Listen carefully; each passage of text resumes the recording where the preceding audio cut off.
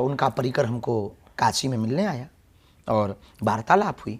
बहुत बाबा की भी व्यस्तता रहती है, हमारी भी बहुत अनुकूल है, बहुत अफवाहें फैला रहे थे, लेकिन महापुरुष हैं, उनकी तो लीलाएं हैं। तो आज हम आमंत्रण देने गए पदयात्रा का। महाराज जी, आप कैसे जोड़ सकते हैं? और भी कितने सारे शंकराचार्य हैं और कितने सारे और धर्मगुरु हैं, आपको क्यों लगता है कि आप ही सब हिंदुओं को जोड़ सकते हैं? नहीं, उन संतों की ही कृपा से हम ये कर पा रहे हैं। वो संत हमें आशीर्वाद दे रहे हैं, हमारे देश के शंकराचार्य हमें आशीर्वाद दे रहे हैं, हमारे महापुरुष हमको आगे कर रहे हैं, हमारे महापुरुष हमारे साथ चल रहे हैं और हमारे आगे चल रहे हैं, हम उनके पद चिन्हों पर चल रहे हैं। 14वीं शताब्दी में जगतगुरु रामानंदाचार्य भगवान ने कहा, हरि को भजे सो हरि को होई, जाति पात पूछे नहीं कोई। आदि जगतगुरु शंकराचार्य ने कहा, सब एक हैं, एकत्व का स्वरूप, एकता का स्वरूप उन्होंने ये प्रतिपाद किया है।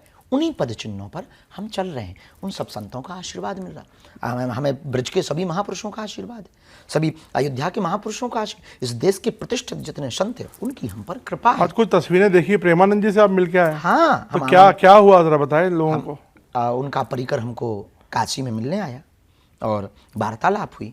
बहुत बाबा की भी व्यस्तता रहती है, हमारी भी बहुत तबियत को लेके लोग बड़ा अभी अनुकूल है, बहुत अफवाहें फैला रहे थे, लेकिन महापुरुष हैं, उनकी तो लीलाएं हैं।